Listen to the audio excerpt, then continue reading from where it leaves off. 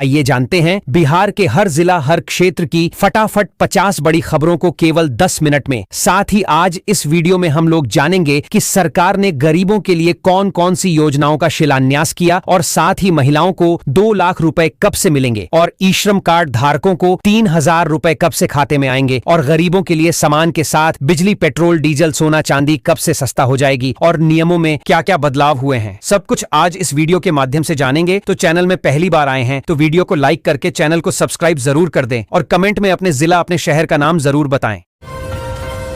सहारा India में जितने भी व्यक्ति का पैसा फंसा हुआ है उन सभी को रिफंड मिलना शुरू हो गया है। किसी को 10,000 रुपए, किसी को 20,000 रुपए, किसी को 50,000 रुपए तक का रिफंड मिल रहा है। सम्राट चौधरी ने वादा किया है कि किसी भी व्यक्ति का सहारा इंडिया में पैसा नहीं फंसेगा। सब व्यक्ति को 20 फरवरी तक सब पैसा वापस कर दिया जाएगा। आज शाम को जारी होगा सभी लेबर कार्ड धारी के खाते में 5,000 रुपए। मुख्यमंत्री नीतीश कुमार ने लाइव आकर कर दिया है ऐलान। इससे पहले सभी लेबर कार्ड धारी अपने खाते का ई-केवाईसी करवा लें, नहीं तो उसे दूसरे किस्त में मिलेंगे 5,000 रुपए। मुख्यमंत्री नीतीश कुमार ने चुनाव से पहले सभी महिलाओं को 10,000 रुपए दिया। अब जो भी महिलाएं रोजगार शुरू करना चाहती है उसे 2 लाख रुपए रोजगार करने के लिए मिलेगा, जिसकी 50,000 रुपए की पहली किस्त 15 फरवरी को सभी जीविका दीदी के खाते में भेजा जाएगा। बिहार सरकार ने 10 लाख किसानों के केसीसी लोन माफी का आदेश जारी किया है। इस फैसले से छोटे व सीमांत किसानों को राहत मिलेगी। सरकार का लक्ष्य खेती को मजबूत करना और किसानों की आर्थिक स्थिति सुधारना है।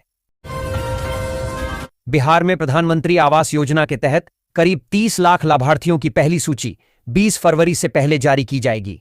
सूची जारी होते ही पात्र लोगों को आवास निर्माण की प्रक्रिया शुरू करने का लाभ मिलेगा। सभी पेंशनधारी के खाते में 10 फरवरी से 3,000 रुपए घुसेगा। मुख्यमंत्री नीतीश कुमार ने लाइव आकर कर दिया है इसका ऐलान, क्योंकि महंगाई आजकल बढ़ चुका है। इसी को देखते हुए नीतीश कुमार ने सभी पेंशनधारी को 3,000 रुपए महीने देने का वादा किया है। बिहार में आधार कार्ड की तरह फार्मर आईडी अनिवार्य कर दी गई है। जिन किसानों की फार्मर आईडी नहीं बनेगी उन्हें सरकारी योजनाओं, सब्सिडी और कृषि से जुड़ी सुविधाओं का लाभ नहीं मिलेगा। बिहार में पीएम आवास योजना के तहत 15 लाख से अधिक लोग फर्जी तरीके से 2,000 रुपए की सहायता ले रहे थे। जांच के बाद ऐसे अपात्र लाभार्थियों का भुगतान बंद किया जाएगा और आगे सख्त कार्रवाई होगी। हर घर नल जल योजना के तहत पात्र परिवारों को 10,000 रुपये की सहायता दी जाती है। इस राशि से घरों में नल कनेक्शन, पाइपलाइन और पानी की व्यवस्था मजबूत होती है। योजना से स्वच्छ पेयजल उपलब्ध होता है, स्वास्थ्य सुधरता है और महिलाओं का समय बचता है। काफी लाभकारी है। बिहार में किसान सम्मान निधि योजना और कपूरी सम्मान निधि योजना के तहत किसानों को बड़ा लाभ मिलेगा। अब केंद्र की 6,000 रुपए सहायता के साथ राज्य की अतिरिक्त सहायता जोड़कर कुल 9,000 रुपए दिए जाएंगे। इससे किसानों की आर्थिक स्थिति मजबूत होगी और खेती में सहारा मिलेगा। समय पर भुगतान सुनिश्चित। बीमा सखी योजना के तहत महिलाओं को हर महीने 7,000 रुपए की आर्थिक सहायता दी जाएगी। यह योजना महिलाओं को आत्मनिर्भर बनाने, रोजगार उपलब्ध कराने और ग्रामीण क्षेत्रों में बीमा सेवाओं के विस्तार व जागरूकता बढ़ाने के उद्देश्य से शुरू की गई है। बिहार में बिना मान्यता वाले कॉलेजों में पढ़ने वाले छात्रों को अब स्टूडेंट क्रेडिट कार्ड योजना का लाभ नहीं मिलेगा। राज्य सरकार ने स्पष्ट किया है कि केवल मान्यता प्राप्त संस्थानों के छात्रों को ही शिक्षा ऋण की सुविधा दी जाएगी, ताकि छात्रों के भविष्य और धन की सुरक्षा हो सके। महिलाओं को आत्मनिर्भर बनाने के लिए सरकार सिलाई मशीन खरीदने हेतु 15,000 रुपए की आर्थिक सहायता देती है। इस योजना से महिलाएं घर बैठे रोजगार शुरू कर सकती हैं, अपनी आय बढ़ा सकती हैं और परिवार की आर्थिक स्थिति को मजबूत बना सकती हैं। बिहार में जल्द ही महादलित महिलाएं पिंक बसों की स्टीयरिंग संभालेंगी। पहले चरण में 6 महिलाओं को औरंगाबाद के आईडीटीआर में विशेष प्रशिक्षण दिया जा रहा है। प्रशिक्षण के बाद ये पटना की सड़कों पर बसें चलाएंगी, जिससे महिलाओं की सुरक्षा और रोजगार सृजन को बढ़ावा मिलेगा। परिवहन मंत्री 14 फरवरी को इनका नियोजन करेंगे। यह पहल महिला सशक्तिकरण की दिशा में एक महत्वपूर्ण कदम है। पटना के कच्ची दरगाह से वैशाली जिले के बिदुपुर तक गंगा नदी पर निर्माणाधीन 6 लेन पुल और अप्रोच रोड का काम अप्रैल महीने तक पूरा हो जाएगा। मुख्यमंत्री नीतीश कुमार ने रविवार को इस परियोजना के कार्यों का जायजा लिया और अधिकारियों को निर्देश दिए। बिहार के 5.90 लाख शिक्षकों को अब HRMS पोर्टल के माध्यम से ऑनलाइन उपस्थिति के आधार पर वेतन मिलेगा। यह व्यवस्था ई शिक्षा कोष ऐप से जुड़ी होगी, जिससे वेतन भुगतान में देरी की शिकायतें दूर होंगी और शिक्षकों की उपस्थिति में सुधार आएगा। शिक्षा विभाग ने मार्च तक इसे पूरी तरह लागू करने का निर्देश दिया है। साथ ही 8 डीईओ से स्पष्टीकरण मांगा गया है और 31 मार्च तक ई सर्विस बुक उपलब्ध कराई जाएगी। शिवानंद तिवारी ने कहा है कि पप्पू यादव एकमात्र राजनेता हैं जिन्होंने 3 बार निर्दलीय उम्मीदवार के रूप में चुनाव जीतने का रिकॉर्ड बनाया है। उनकी गिरफ्तारी ने एक बार फिर न्यायपालिका और पुलिस के काम करने के तरीके पर गंभीर सवाल खड़े किए हैं। उप मुख्यमंत्री की पहल पर बिहार में फार्मर रजिस्ट्री के लिए एग्री स्टैक अभियान की तिथि 11 फरवरी तक बढ़ा दी गई है। भारत सरकार से एससीए योजना की दूसरी किस्त प्राप्त करने के लिए 50% किसानों की फार्मर आईडी बनाना अनिवार्य है, जबकि अभी 43% ही बनी है। जिलाधिकारियों को ई-केवाईसी सत्यापन और व्यापक प्रचार प्रसार सुनिश्चित करने के निर्देश दिए गए हैं ताकि अधिक किसानों का पंजीकरण हो सके। मिड डे मील खाने के बाद बीमार हुए 70 से अधिक बच्चों पहुंचने से सदर अस्पताल में अफरा तफरी की स्थिति बन गई। सदर अस्पताल में रजिस्ट्रेशन काउंटर पर पर्ची कटाने के लिए लोगों की भीड़ लग गई। बिहार में अब जमीन का वेरिफिकेशन जीआईएस तरीके से किया जाएगा।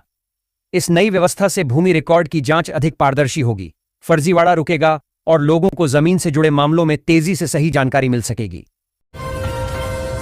बिहार स्वास्थ्य विभाग 11 फरवरी को राष्ट्रीय फाइलेरिया उन्मूलन अभियान के तहत एक मेगा अभियान चलाएगा। इसका लक्ष्य 1 करोड़ जीविका दीदियों और उनके परिवारों को फाइलेरिया रोधी दवा खिलाना है, जिससे पब्लिक हेल्थ कार्यक्रम में विश्व रिकॉर्ड बनाने की योजना है। 10 से 28 फरवरी तक चलने वाले इस अभियान में 34 जिलों में 8.97 करोड़ लोगों को दवा दी जाएगी। सांसद के खिलाफ पटना के बुद्धा कॉलोनी थाने में केस दर्ज कराया गया है। एफआईआर में आरोप लगाया गया है कि कोर्ट के आदेश पर जब पप्पू यादव को पुलिस गिरफ्तार करने उनके आवास पर पहुंची तो उन्हें ड्यूटी निभाने से रोका गया। नीट छात्रा की मौत के बाद पटना में पुलिस ने हॉस्टलों की निगरानी बढ़ाई और पंजीकरण अनिवार्य किया। 8000 से अधिक निजी हॉस्टलों में से केवल 3035 ही पंजीकृत हैं और संपत्ति कर देते हैं। कई हॉस्टल सुरक्षा मानकों को पूरा करने में विफल हैं, जिससे शुल्क वृद्धि की संभावना है। अभया ब्रिगेड छात्राओं की सुरक्षा सुनिश्चित करने के लिए निरीक्षण कर रही है। मुख्यमंत्री नीतीश कुमार ने घोषणा की है कि अगले 2 वर्षों में बिहार के सभी गांवों में दुग्ध उत्पादन समितियां गठित होंगी। ये 7 निश्चय 3 फीट के तहत डेयरी उद्योग को बढ़ावा देने से पशुपालकों की आय बढ़ेगी। साथ ही 2026 से 27 तक सभी पंचायतों में सुधा बिक्री केंद्र खुलेंगे, जो जीविका दीदियों को आवंटित किए जाएंगे। इससे ग्रामीण अर्थव्यवस्था मजबूत होगी और रोजगार के अवसर बढ़ेंगे। इस हफ्ते सोने और चांदी की कीमतों में भारी उतार चढ़ाव के बीच हफ्ते के आखिरी दिन आज सोमवार 9 फरवरी को घरेलू सर्राफा बाजार में गोल्ड सिल्वर के रेट में कोई बदलाव नहीं हुआ है। हालांकि बीते दिन शनिवार को चांदी की कीमत में जबरदस्त उछाल दर्ज हुआ था। वहीं आज साप्ताहिक अवकाश होने के चलते घरेलू वायदा बाजार मल्टी कमोडिटी एक्सचेंज में ट्रेडिंग बंद है। उप मुख्यमंत्री विजय कुमार सिन्हा ने बिहार जनगणना 2027 की घोषणा की। नागरिक 17 अप्रैल से 1 मई तक ऑनलाइन जानकारी दे सकेंगे, जबकि 2 से 31 मई तक मकानों का घर घर सर्वेक्षण होगा। जनगणना शिक्षा, स्वास्थ्य और रोजगार जैसी विकास योजनाओं की नींव है। नागरिकों की जानकारी गोपनीय रखी जाएगी। 31 मार्च 2027 तक प्रशासनिक सीमाओं में कोई बदलाव नहीं होगा। राज्यपाल आरिफ मोहम्मद खान ने किशनगंज के एमजीएम मेडिकल कॉलेज का दौरा किया। उन्होंने उद्योग मंत्री डॉ. दिलीप कुमार जायसवाल और अन्य अधिकारियों से मुलाकात की। राज्यपाल ने शिक्षा, स्वास्थ्य और विकास पर चर्चा की। विशेषकर गरीब मरीजों के लिए कॉलेज की व्यवस्थाओं की सराहना की। उन्होंने अधिकारियों को क्षेत्र के विकास और बेहतर सुविधाओं के लिए निर्देश दिए। सुरक्षा के पुख्ता इंतजाम किए गए थे। नए चिकित्सकों की नियुक्ति होने से अस्पतालों में चिकित्सकों की कमी दूर होगी। इन चिकित्सकों का पदस्थापन स्वास्थ्य उपकेंद्र, प्राथमिक स्वास्थ्य केंद्र, जिला अस्पताल से लेकर मेडिकल कॉलेजों तक में जरूरत के अनुसार जल्द ही किया जाएगा। तेजस्वी यादव ने राजद के कार्यकारी अध्यक्ष के रूप में पदभार संभाला। पटना स्थित राजद कार्यालय में उनका भव्य अभिनंदन हुआ। उन्होंने लालू प्रसाद का आभार व्यक्त करते हुए होली के बाद बिहार और देश का भ्रमण करने की घोषणा की। तेजस्वी ने प्रधानमंत्री मोदी और मुख्यमंत्री नीतीश कुमार पर तीखा हमला बोला, सरकार को अरील और अफसरशाही में उलझा बताया। उन्होंने कार्यकर्ताओं से गरीबों के लिए काम करने का आह्वान किया। भागलपुर में सीबीएसई की कक्षा 10वीं और 12वीं की परीक्षाओं के एडमिट कार्ड का वितरण जारी है। छात्र शनिवार को स्कूलों में जाकर अपने एडमिट कार्ड ले रहे हैं।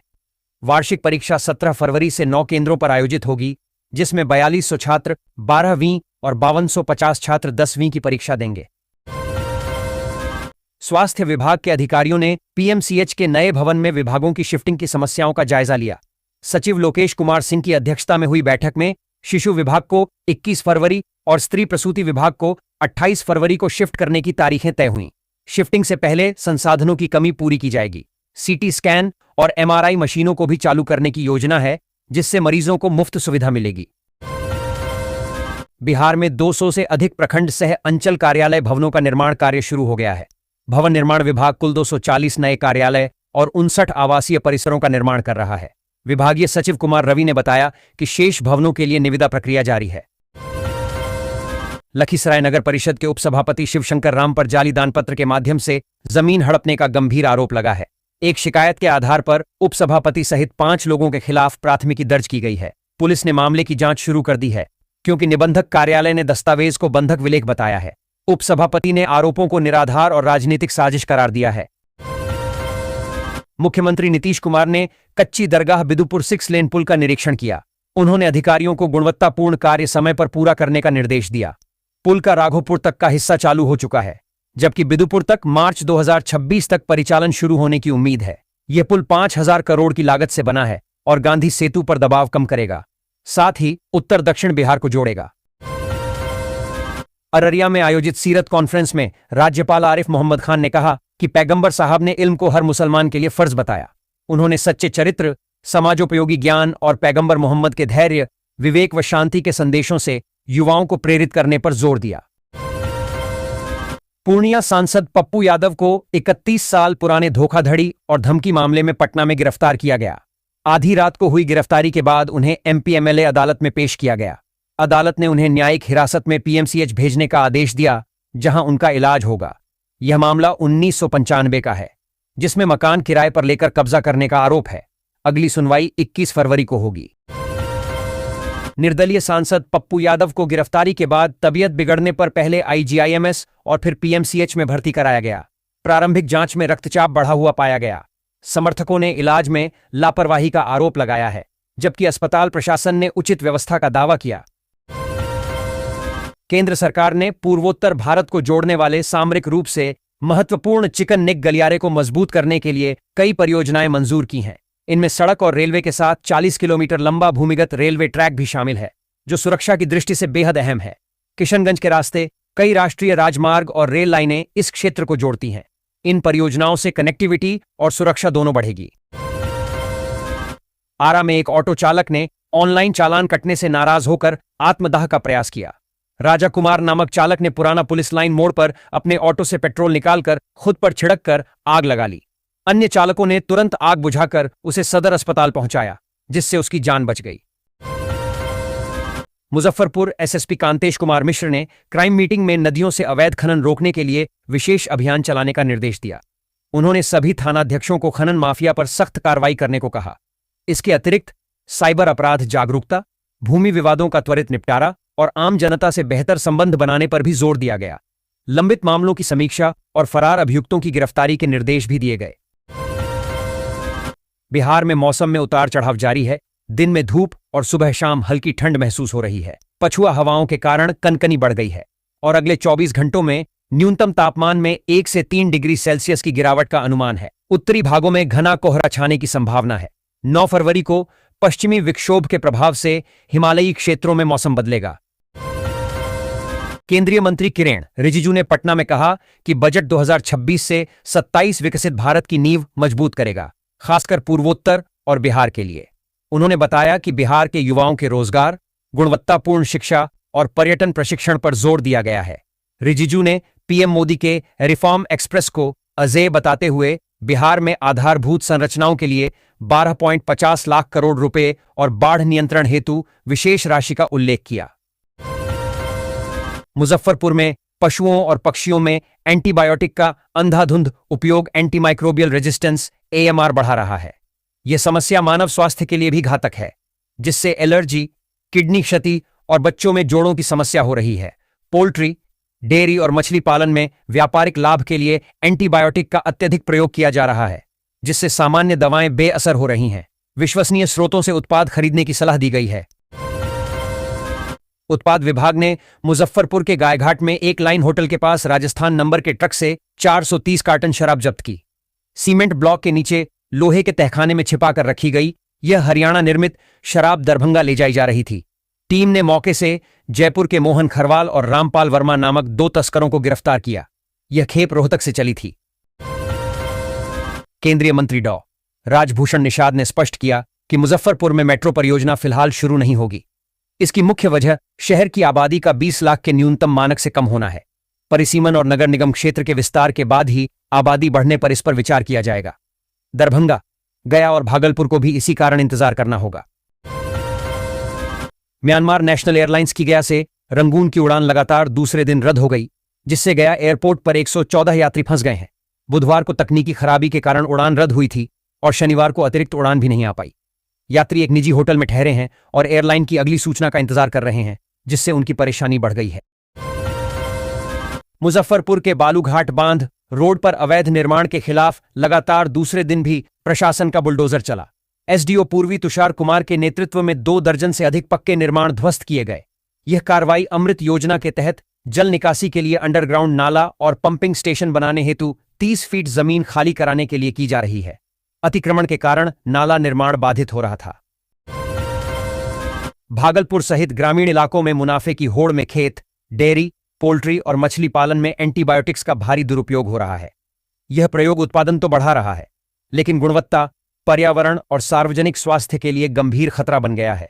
विशेषज्ञों ने एंटीमाइक्रोबियल रेजिस्टेंस एएमआर बढ़ने और खाद्य सुरक्षा पर इसके दीर्घकालिक नकारात्मक प्रभावों पर चिंता जताई है। राजगीर में बेंगलुरु के एक परिवार के 4 सदस्य मृत पाए गए। जीआर नागा प्रसाद, उसकी मां और 2 बहनें फंदे से लटकी मिलीं। नागा ने पहले अपने भांजे की हत्या फ्री फायर गेम की लत के कारण की थी। पुलिस को आशंका है कि नागा ने पहले मां बहनों की हत्या कर खुदकुशी की। एसआईटी मामले की गहनता से जांच कर रही है। मुजफ्फरपुर में मौसम लगातार बदल रहा है। सुबह शाम ठंड और दिन में धूप का अनुभव हो रहा है। अधिकतम तापमान 24.4 डिग्री सेल्सियस और न्यूनतम 7.2 डिग्री सेल्सियस दर्ज किया गया। मौसम विभाग के अनुसार आने वाले दिनों में आसमान साफ और मौसम शुष्क रहेगा। दिन में धूप खिलेगी, जबकि सुबह शाम हल्की ठंड बनी रहेगी। किसानों को हल्दी, ओल और सरसों की कटाई की सलाह दी गई है। मुजफ्फरपुर में स्मार्ट सिटी परियोजना के तहत बिछाई गई सीवर लाइन के घटिया निर्माण के कारण सड़कें धंस रही हैं, जिससे राहगीरों को खतरा है। सिकंदरपुर स्टेडियम के पास हाल ही में सड़क धंसने से स्थानीय लोगों ने घेराबंदी की।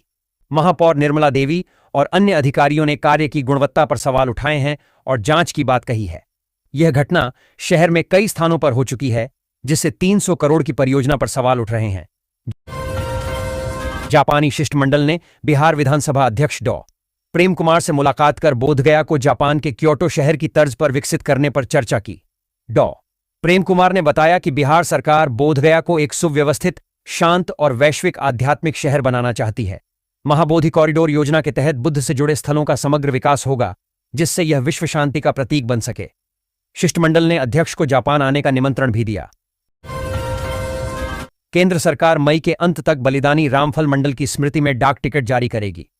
राष्ट्रीय लोक मोर्चा के अध्यक्ष उपेंद्र कुशवाहा के प्रयासों से यह संभव हुआ है।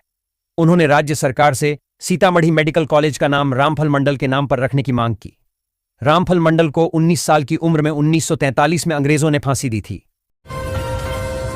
गुजरात के अमरेली में गुजरात पशुधन विकास बोर्ड के अंतर्गत संचालित लेबोरेटरी में एनडीडीबी की मदद से कांकरेज गाय के गर्भ से आईवीएफ तकनीक के जरिए गिर नस्ल की बछड़ी जन्म कराया गया है। इस तकनीक से किसी उच्च आनुवंशिक गुण वाले पशु से 7 के बजाय 100 बछड़े बछड़ी को जन्म दिया जा सकता है। समस्तीपुर में पोल्ट्री, डेयरी और मछली पालन में एंटीबायोटिक का अंधाधुंध प्रयोग हो रहा है। इससे एंटीबायोटिक अंश अंडे, दूध, मछली और सब्जियों के माध्यम से खाद्य श्रृंखला में शामिल होकर जनस्वास्थ्य को खतरे में डाल रहा है।